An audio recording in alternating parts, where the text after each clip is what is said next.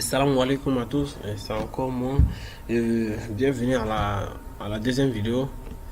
Ce sera Colonel. Bon, en considérant la première vidéo comme une intro. Dans la première vidéo, c'est sera comme un livre. Donc, aujourd'hui, Inch'Allah, on va voir les enzymes de restriction avec Serial Cloner. Donc, pour ouvrir Serial Cloner, c'est la même méthode. On clique deux fois là-dessus. Puis, ça s'ouvre. Donc je sais pas si bon je vais rappeler encore pour ceux chez qui ça ne s'affiche pas. Il suffit de cliquer sur Windows. Cliquer sur Windows et puis faire Show Toolbar. Ça va s'afficher. Ici on n'a pas besoin de cette boîte de dialogue là, cette fenêtre là. On sait comment ouvrir on sait comment l'ouvrir. On fait CTRL O. On a déjà vu ça, j'espère. Donc je suis dans mon dossier séquence. Je vais ouvrir mon premier fichier, ma première séquence en fait. Donc je suis dans mon dossier séquence. Ici je change l'extension. Donc l'avant-dernière extension, DNA test. Je sélectionne, donc ils tous vont s'afficher. On sait qu'ils sont en format FASTA. Donc je vais prendre ma première séquence. Ça s'affiche directement. Ici on voit que c'est bloqué. Donc je ne peux pas apporter de modifications tant que je ne décoche pas cette case accrochée. Donc pour travailler les enzymes de restriction, la première méthode. Bon, ici, toutes les fenêtres, on peut dire, bon, les fenêtres qui sont ici, là, ils n'ont pas regroupé toutes ces fenêtres ici, mais ils ont sélectionné quelques fenêtres pour amener les raccourcis ici. Donc, ici, par exemple, Graphic Map, voilà, c'est ici. Sequence Map, voilà, c'est ici. C'est comme ça. Donc, Find, voilà, c'est ici. Donc, c'est un raccourci. Donc, pour faire travailler les enzymes de restriction, on a plusieurs manières de faire. Dans la première méthode, c'est le fait de cliquer sur Find. Clique sur Find. Donc, on peut faire agir les enzymes de restriction à travers les nucléotides, les bases des nucléotides. Les nucléotides. Je sais que je vais faire agir par exemple l'enzyme alpha 1. Je sais que alpha 1, ça agit sur GTAC. Donc, si je choisis cette méthode là, nucléotide, je tape GTAC. Donc ça affiche directement les sites de coupure. Donc ici, on va prendre, j'espère que je ne me trompe pas, mais étant donné que l'ADN est bicaténaire, donc on aura les brins sens, brins anti-sens, comme ça, la complémentarité, on aura les deux brins en fait. Donc, si je ne me trompe pas, c'est côté plus on prend. J'espère que je ne me trompe pas. Donc ça a 1, 2, 3, 4, 5. Donc on aura 5 sites de coupure. Donc on peut utiliser cette méthode là GTAC. Mais c'est vrai. On sait qu'un informaticien, ben bon, toute personne qui va utiliser l'informatique, c'est que c'est un flemmard en fait. Un flemmard. C'est parce qu'on ne veut pas travailler à la chaîne avec des papiers, des bics pour chercher et tout ça. Après ça en prend l'informatique. Donc c'est pour gagner un temps. Donc vrai, supposons que par exemple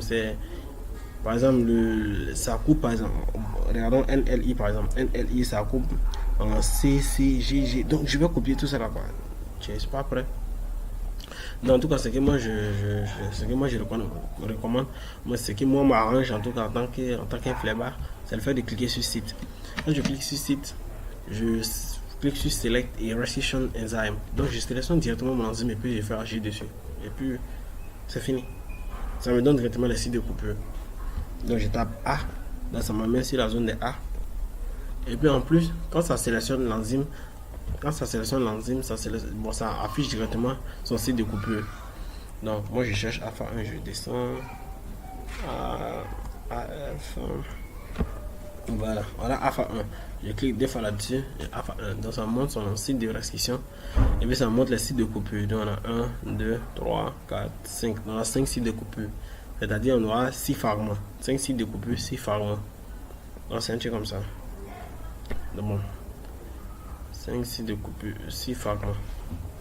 Donc on peut, et puis je peux chercher NLI aussi. NLI. Et voilà.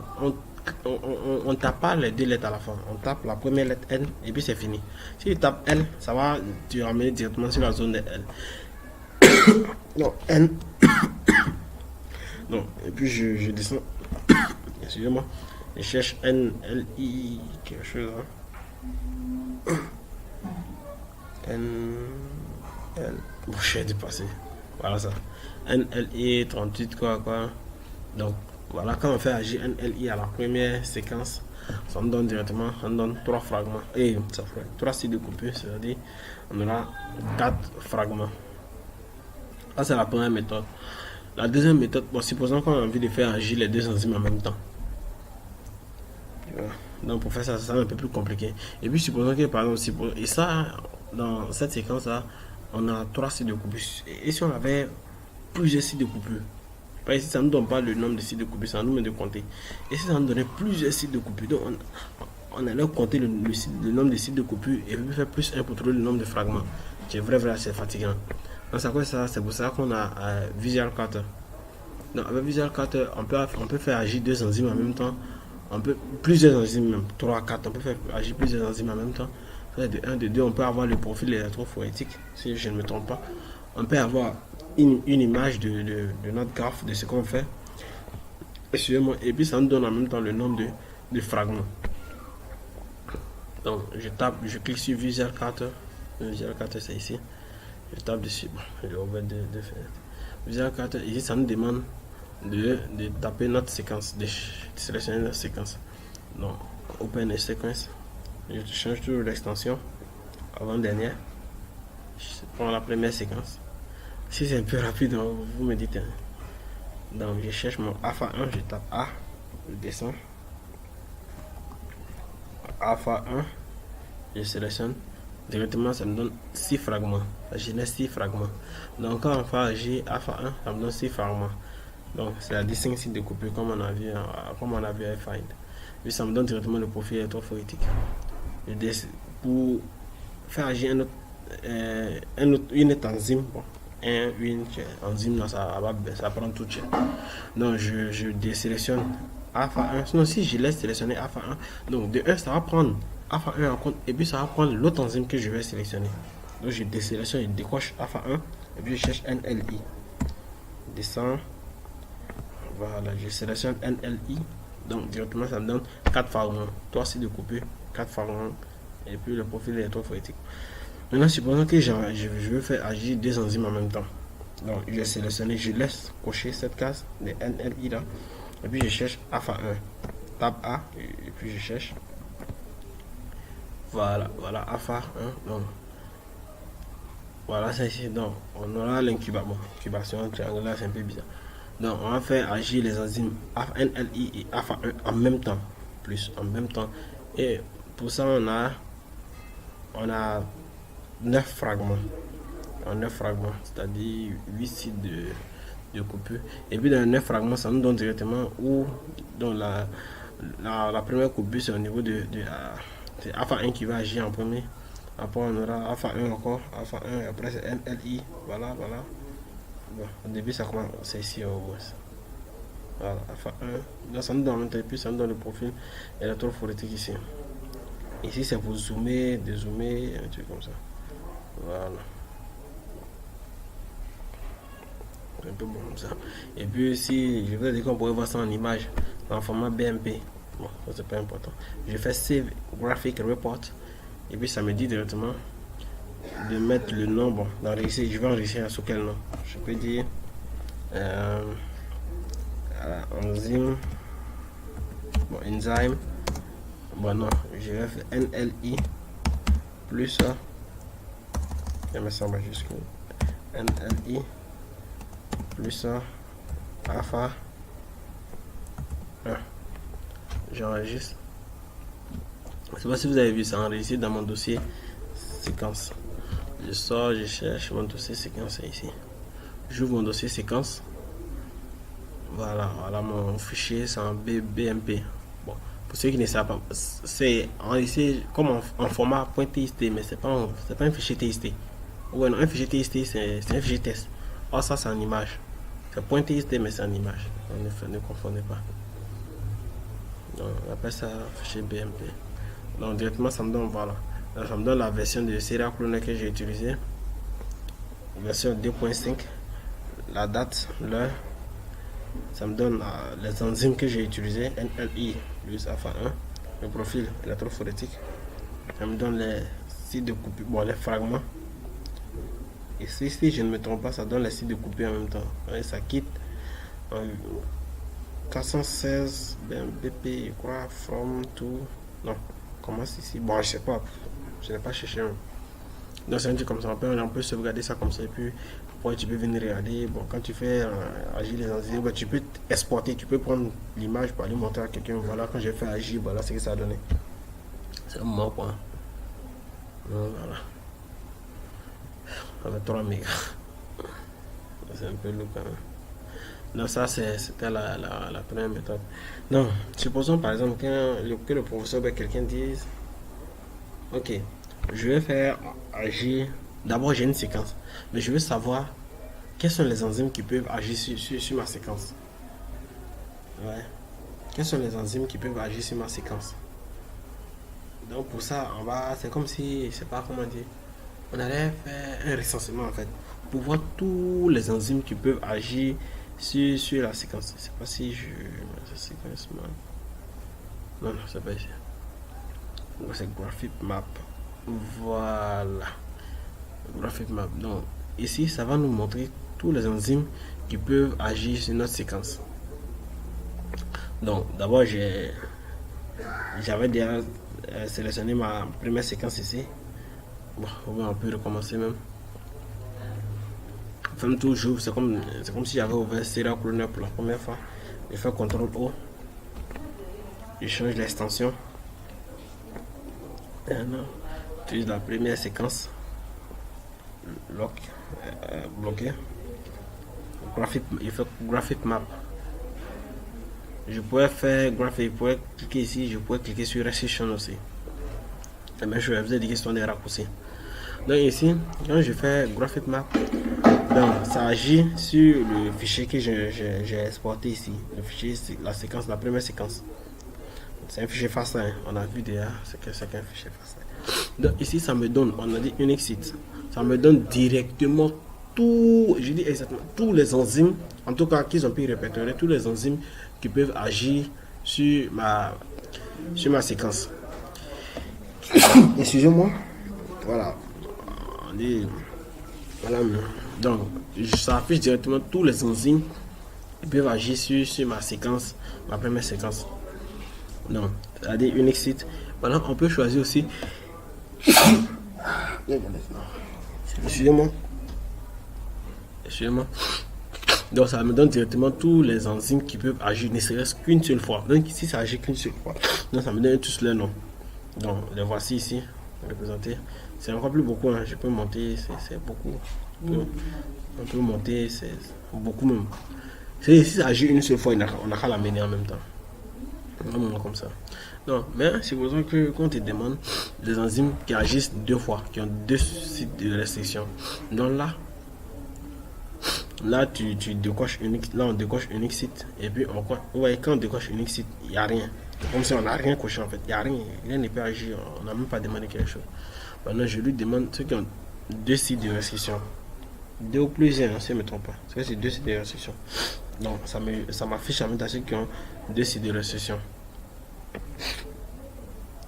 Donc ici par exemple, voilà 15 piles, c'est qu'on a vu au school là. Le voici, il est voilà, on a mis 276 piles aussi. On a quoi encore, KSPL, et celui on le voit deux fois. Bon, eux tous sont deux fois. Si on cherche bien, ils sont deux fois. Maintenant, on peut demander aussi quels sont les enzymes qui coupent à l'extrémité, comme au school, là, c'est qu'on a fait. À l'extrémité, là, on cherche à l'extrémité. C'est qui coupe à l'extrémité ici, et puis c'est qui coupe à l'extrémité ici. Maintenant, supposons que, par exemple, supposons que moi je dise que c'est KSPL. Supposons que je dise que c'est KSPL. Pour vérifier que c'est vraiment KSPL, je vais isoler KSPL en fait. Je vais faire disparaître tous les autres enzymes et puis je vais voir seulement l'action de KSPL sur ma séquence.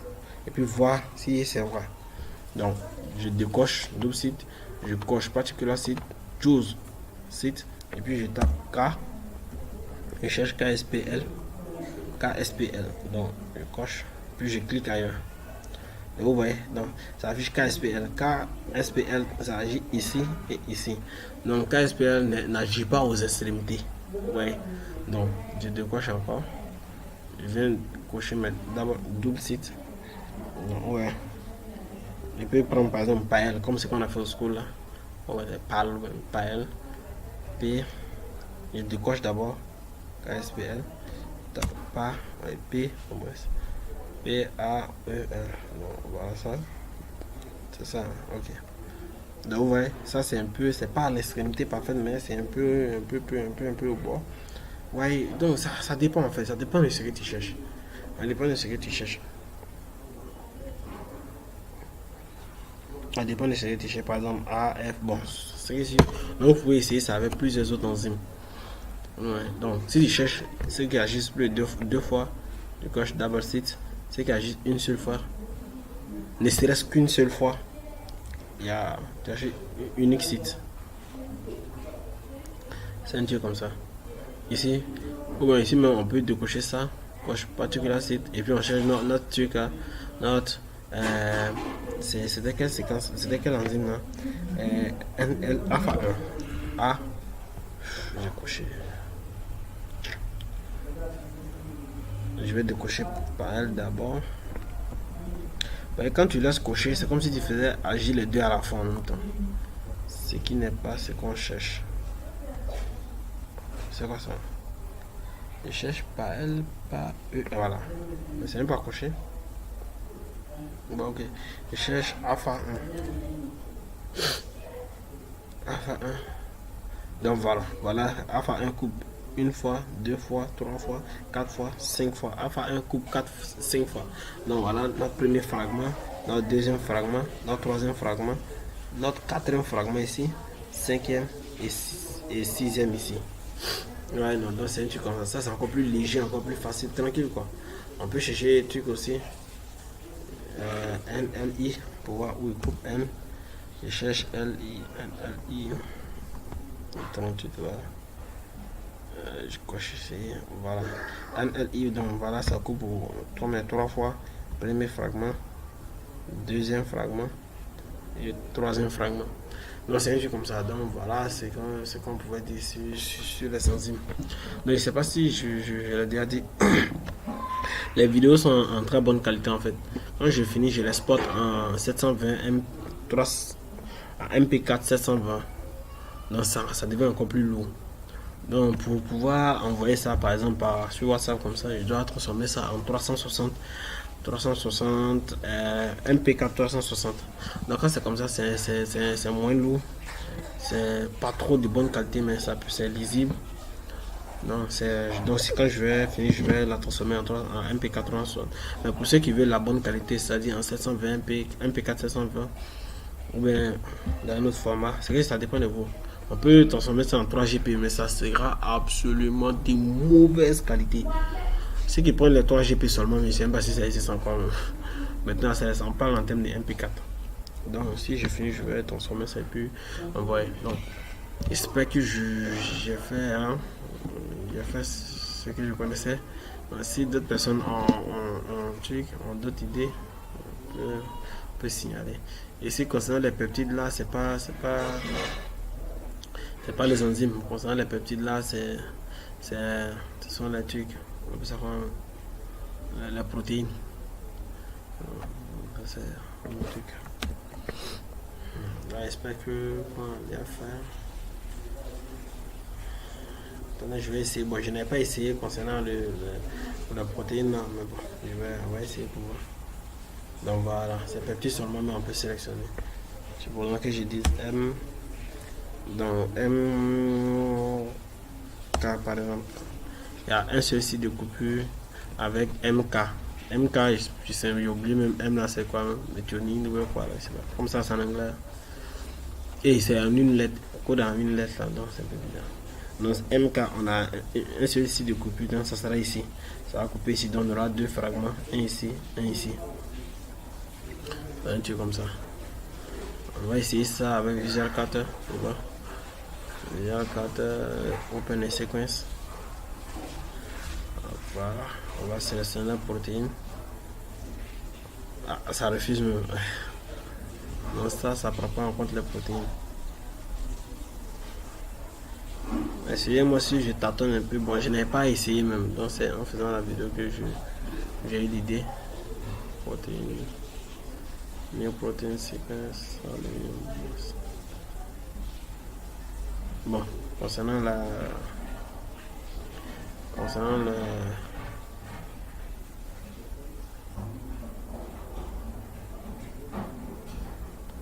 session,